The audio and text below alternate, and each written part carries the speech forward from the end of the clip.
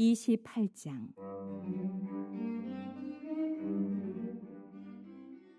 아하스가 왕위에 오를 때에 나이가 20세라. 예루살렘에서 16년 동안 다스렸으나 그의 조상 다윗과 같이 아니하여 여호와 보시기에 정직하게 행하지 아니하고 이스라엘 왕들의 길로 행하여 바알들의 우상을 부어 만들고 또 흰놈의 아들 골짜기에서 분향하고 여호와께서 이스라엘 자손 앞에서 쫓아내신 이방 사람들의 가증한 일을 본받아 그의 자녀들을 불사르고 또 산당과 작은 산 위와 모든 푸른 나무 아래에서 제사를 드리며 분향하니라. 그러므로 그의 하나님 여호와께서 그를 아람 왕의 손에 넘기심에 그들이 쳐서 심히 많은 무리를 사로잡아 다메섹으로 갔으며 또 이스라엘 왕의 손에 넘기심에 그가 쳐서 크게 사륙하였으니 이는 그의 조상들의 하나님 여호와를 버렸음이라. 르말야의 아들 베가가 유다에서 하루 동안에 용사 12만 명을 죽였으며 에브라임의 용사 시그리는 왕의 아들 마아세야와 국내 대신 아스리감과 총리 대신 엘가나를 죽였더라.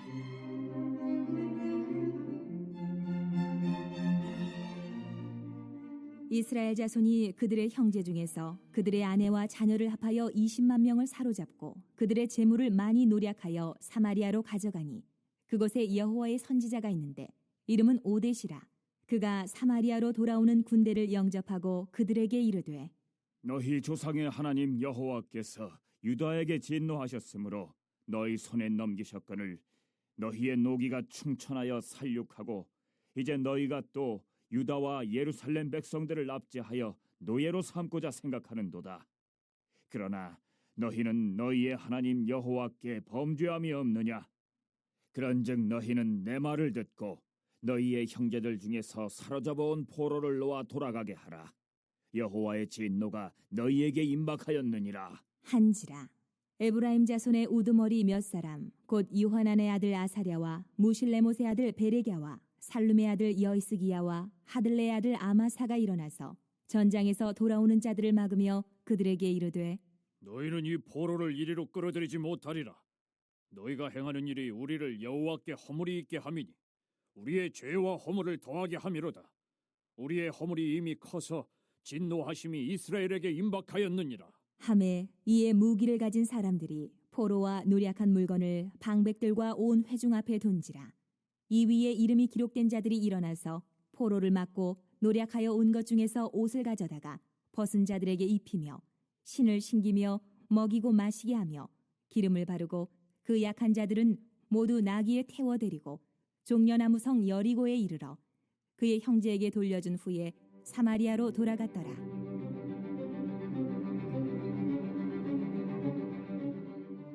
그때에 아하스 왕이 아스로 왕에게 사람을 보내어 도와주기를 구하였으니 이는 에돔 사람들이 다시 와서 유다를 치고 그의 백성을 사로잡았음이며 블레셋 사람들도 유다의 평지와 남방 성읍들을 침노하여 벳세메스와 아얄론과 그데롯과 소고 및 그 주변 마을들과 딥나 및 그 주변 마을들과 김소 및 그 주변 마을들을 점령하고 거기에 살았으니 이는 이스라엘 왕 아하스가 유다에서 망령되이 행하여 여호와께 크게 범죄하였으므로 여호와께서 유다를 낮추심이라.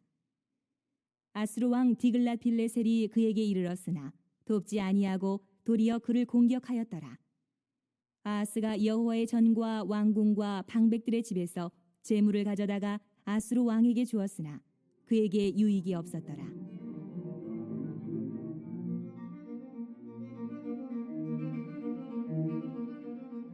이 아하스 왕이 곤고할 때에 더욱 여호와께 범죄하여 자기를 친 다메섹 신들에게 제사하여 이르되 아람 왕들의 신들이 그들을 도왔으니 나도 그 신에게 제사하여 나를 돕게 하리라. 하였으나 그 신이 아하스와 온 이스라엘을 망하게 하였더라. 아하스가 하나님의 전의 기구들을 모아 하나님의 전의 기구들을 부수고 또 여호와의 전 문들을 닫고 예루살렘 구성마다 제단을 쌓고 유다 각 성읍에 산당을 세워 다른 신에게 분향하여 그의 조상들의 하나님 여호와를 진노하게 하였더라. 아하스의 남은 시종 사적과 모든 행위는 유다와 이스라엘 열왕기에 기록되니라. 아하스가 그의 조상들과 함께 누움에 이스라엘 왕들의 묘실에 들이지 아니하고 예루살렘 성에 장사하였더라. 그의 아들 히스기야가 대신하여 왕이 되니라. 자, 오늘 읽으신 역대하 28장에는 유다의 그 왕들 중에서도 가장 악한 왕이라고 할 수 있는 이 아하스 왕의 이 통치 시기에 대해서 말씀하고 있습니다. 그동안 살펴보았던 유다의 역대 왕들을 가만히 보면 지난 시간까지 우리가 쭉 살펴봤지만 대부분 그 시작은 그런대로 다 괜찮았습니다.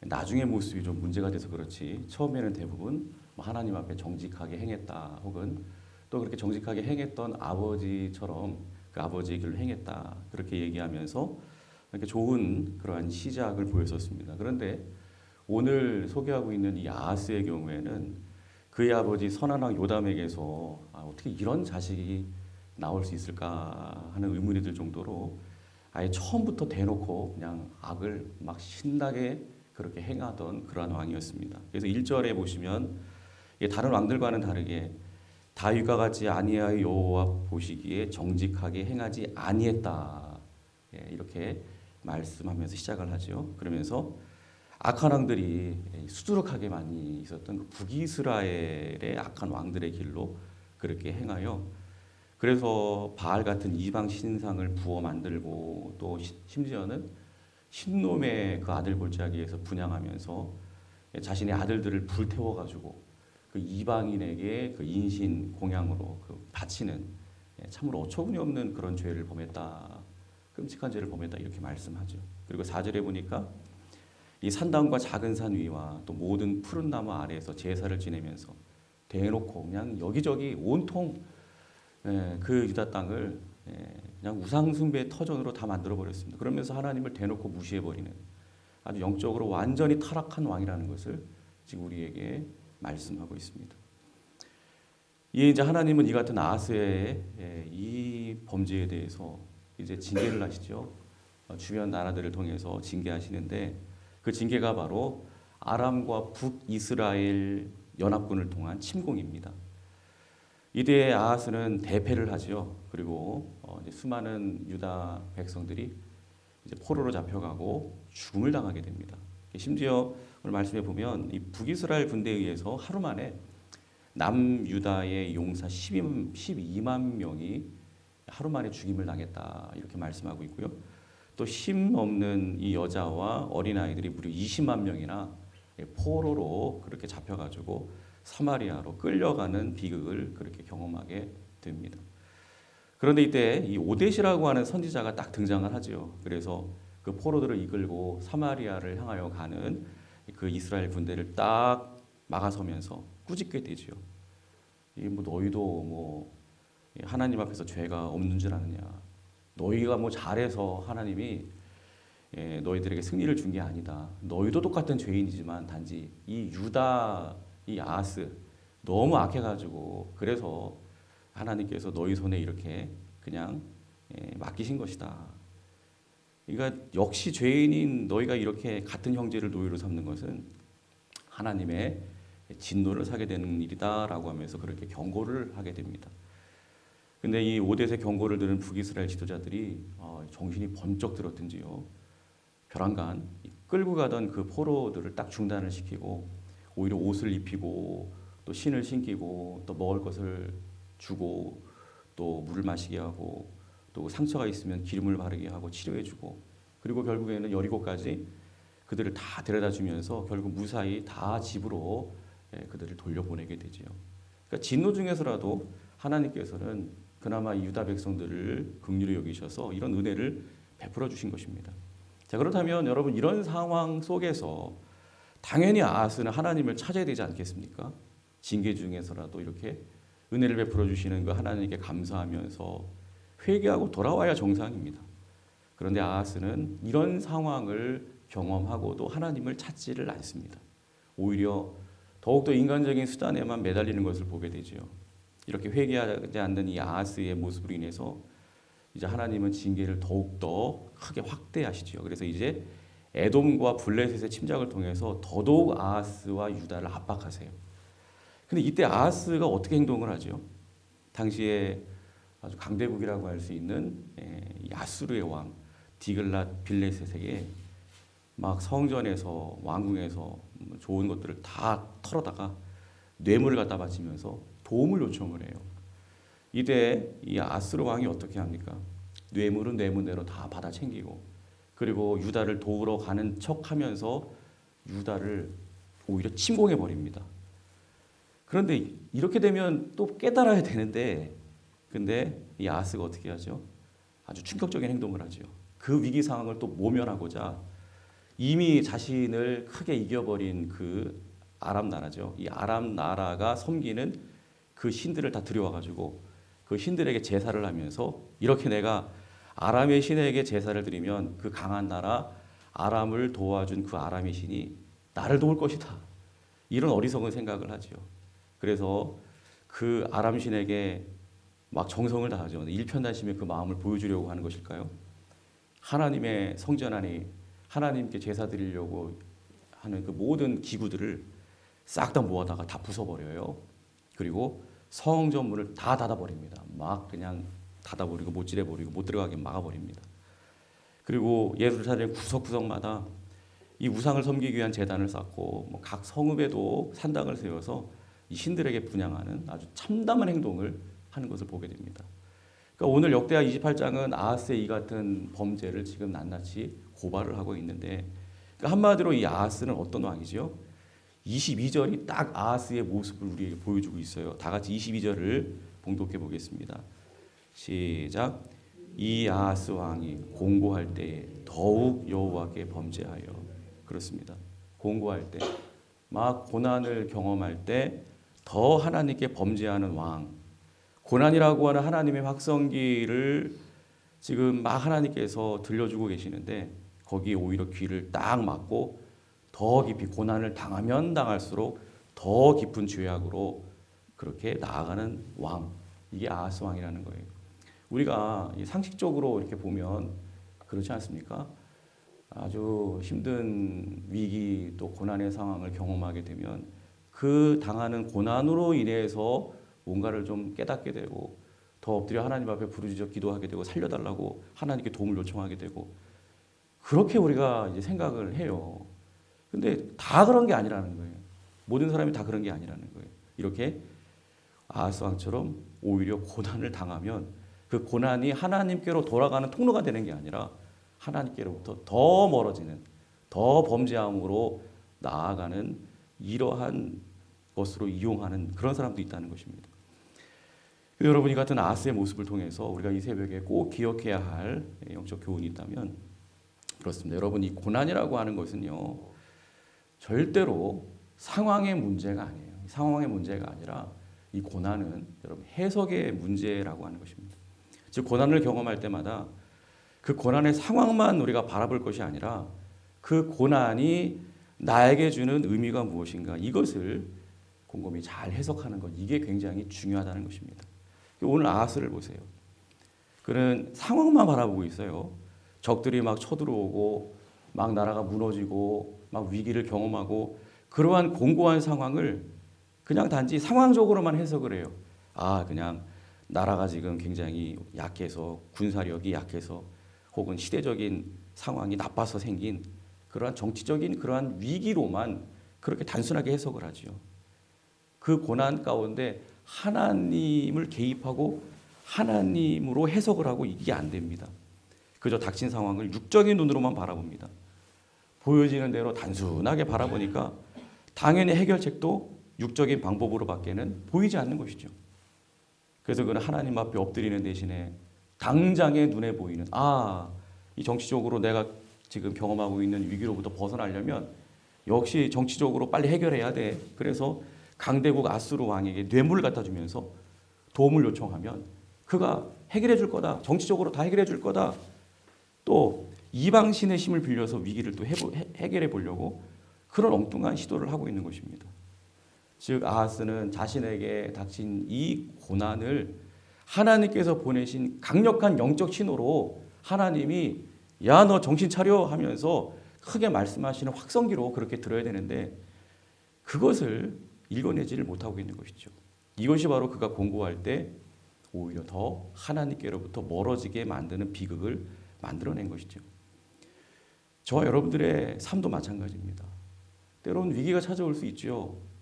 뭐 사업도 하다가 때로는 막힐 수 있고요. 또 건강도 때로는 무너질 수도 있고요. 또 자녀의 문제로 참으로 심각한 그러한 공고함이 찾아올 때가 있습니다. 우리는 그 상황을 어떻게 해석하고 계십니까? 이때 믿음 없는 사람에게는 그와 같이 경험하는 고난은 그냥 피하고 싶은 고난이에요. 아니, 속히 피해야만 하는 불행한 상황이다. 그냥 그렇게만 생각을 하는 거예요. 그러나 여러분, 믿음 있는 성도에게는, 정말 끼어있는 진짜 하나님의 자녀에게는요, 현재 경험하고 있는 그 고난은 나를 깨우시고 나를 부르시기 위하여 크게 말씀하시는 하나님의 확성기인 줄로 믿습니다. 그러므로 내가 정말 하나님의 자녀라면, 내가 정말 믿음 있는 자이기를 원한다면 고난의 때에 오늘 이 아하스처럼 단순히 그 상황을 피해 가야만 하는 불행한 상황으로만 보면서 아이고 어떻게 빨리 이 상황을 내가 모면할까, 피해 갈까, 여기에 대해서 계산기를 두드리면서 온갖 인간적인 방법을 찾아 헤맬 것이 아니라 그 고난의 때야말로 내 아버지 하나님 앞에서 내 모습을 다시 한번 곰곰이 들여봐야 할 때인 것을 깨닫고, 하나님께서 그 고난을 통해서 나에게 뭐라고 말씀하시는지, 그 고난을 통해서 내가 뭘 하기를 원하시는지, 내가 무엇을 깨닫기를 원하시는지 더욱더 하나님 앞에 집중하면서 엎드리는 기회로 만들어가야 될 줄로 믿습니다. 이렇게 할 때 우리는 아하스처럼 공고한 상황 중에 더 범죄함으로 나아가지 아니하고 그 고난이 주는 아름다운 유익과 은혜를 풍성히 누리며 승리하게 되는 복된 주역이 될 줄로 믿습니다. 여러분, 공고한 상황 가운데 이 아하스가 이렇게 더 범죄함으로 나아가고 있습니다. 이 모습을 통해서 또한 우리가 깨닫게 되는 것이 있다면요, 여러분, 신앙을 절대로 나의 유익을 위한 그러한 도구로 삼고자 하는 영적인 어떤 실용주의를 우리는 경계해야 된다는 거예요. 자, 이게 무슨 말인 거 아니? 오늘 23절을 다시 한번 읽어보겠습니다. 참으로 기가 막힌 장면이죠. 23절 시작.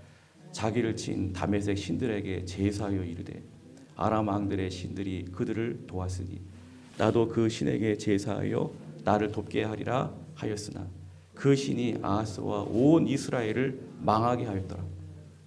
여러분, 아하스는요, 자기를 쳐서 이긴 그 다메섹의 신들에게 지금 제사를 드리고 있습니다. 그리고 이렇게 말해요. 아람 왕들은 이렇게 그들이 섬기는 신들이 도와서 막 강대국이 되고 또 우리나라도 이렇게 이기는 강한 나라가 되었으니까 나도 아람이 섬기는 이 신을 섬기고 제사하면 아람을 도왔던 그 신이 나도 도울 것이다. 이게 여러분 무슨 의미죠?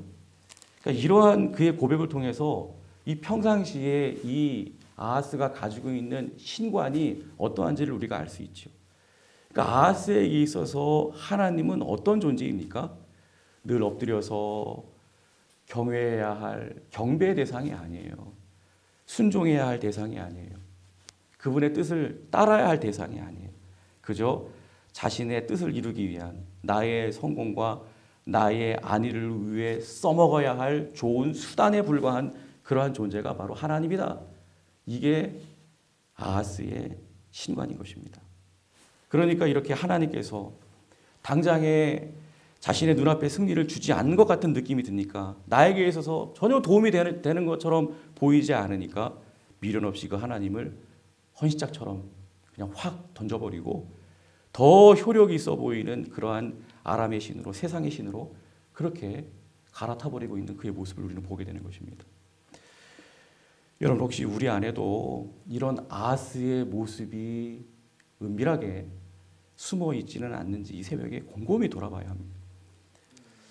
내가 이렇게 새벽 기도에 이렇게 나왔어요.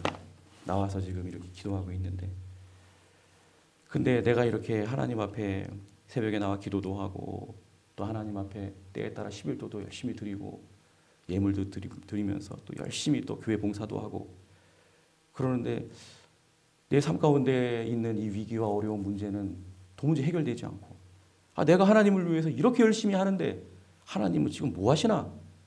왜 내 문제를 해결해 주지 않으십니까? 하면서 은근히 하나님 앞에 섭섭한 그러한 마음이 이렇게 들고 있다면 죄송합니다만 우리 또한 신앙을 하나님과의 거래로 지금 착각을 하고 있다는 거예요. 여러분 이 새벽에 꼭 잊지 마시기 바랍니다.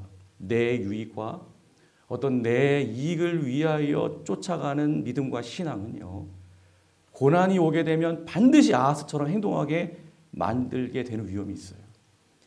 즉 고난의 때에 하나님께 더 가까이 나아가고 하나님 앞에 부르짖어 기도하는 것이 정상인데, 그게 아니라 고난을 당했음에도 불구하고 하나님은 뭐 하시는 거예요? 하나님이 정말 살아계십니까? 하면서 나 이런 하나님이라면 나 갈아타겠습니다. 세상에 가서 도움 구하겠습니다.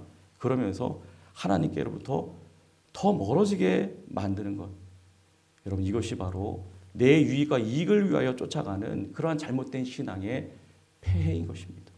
반면에 여러분 잊지 마십시오. 참된 신앙은 하나님이 나를 도우시니까, 하나님이 나에게 은혜를 베푸시니까, 하나님이 이 위기의 상황으로부터 나를 건져내 주시니까 나도 하나님을 믿고 신뢰하고 하나님을 따르겠습니다. 이런 조건부의 신앙이 절대로 아닙니다. 오히려 다니엘의 세 친구의 고백처럼 그리 아니하실지라도, 하나님이 나를 위기로부터 건져내 주시지 아니하실지라도 그래도 변함없이 나는 하나님을 사랑하고 하나님을 섬기겠습니다. 하나님의 뜻대로 순종하겠습니다. 이것이 바로 진짜 믿음인 줄로 믿습니다. 부디 내 뜻대로 되지 않는 공고한 상황 속에서도 절대로 하나님을 이용하려고 하지 마시고요. 온전히 때를 얻든지 못 얻든지 하나님을 신뢰하며 믿음의 자리를 굳건히 지키는 그러한 진짜 신앙이 저와 여러분들이 다 되시기를 주님의 이름으로 축원합니다. 말씀을 정리하면 오늘 본문 24절에 보시면 특별히 아하스는 결국 하나님의 전에 있는 기구들을 다 부숴버리고 여호와의 문을 굳게 닫아버리는 이러한 무서운 만행을 저지르죠. 막 닫아버리고 못질하고 본인도 못 들어가는 것이 아니라 백성들도 못 들어가게 만들어요. 엄청난 죄를 범하고 있죠. 그러니까 여러분 공고할 때 그 공고함에 대한 해석을 제대로 하지 아니하고 그저 위기만 모면하려고 인간적인 방법을 찾는 자, 그리고 신앙을 내 유익의 도구로만 삼는 자의 결말은 이렇게 하나님을 향한 문을 이렇게 스스로 굳게 닫아버리는 자가 되는 것입니다. 그런데요, 아하스 왕은 이렇게 하나님을 향한 문을 꽉 닫아버리는 참으로 비참하고 안타까운 왕이 되고 말았지만, 이제 우리가 내일 살펴보게 될 내용이지만 그의 아들인 히스기야가 29장에부터 이제 또 소개되고 있는데, 히스기야가 왕이 됐을 때 히스기야는요, 감사하게도 아버지 아하스가 굳게 닫아버린 하나님을 향한 그 문을 다시 활짝 엽니다. 활짝 열고 위기에 빠진 유다를 회복시키게 되는 것을 보게 됩니다. 여러분 이 새벽에 저와 여러분들에게도 선택의 두 길이 놓여 있습니다. 삶의 공고함 앞에서 아하스처럼 하나님을 향한 문을 닫아버리고 인간적인 방향으로만 내가 나아갈 것인지, 아니면 히스기야처럼 믿음의 문을 활짝 열고 하나님의 품으로 내가 나아갈 것인지. 여러분 부디 우리 모두가 상황이 어려울수록, 내 뜻대로 되지 않을수록, 힘들수록, 정말 우리의 두 눈에서 힘들어서 눈물이 나면 날수록 믿음의 눈, 성전의 문, 기도의 문, 하나님을 향해 활짝 열려있는 그러한 문으로 여러분 더 힘껏 나아가는 우리 모두가 되시기를 바랍니다. 그래서 여러분들이 경험하고 있는 그 공고함이 하나님을 더 깊이 만나게 만드는, 진짜 승리하게 만드는 축복의 통로가 되시기를 주님의 이름으로 축원합니다. 기도하겠습니다.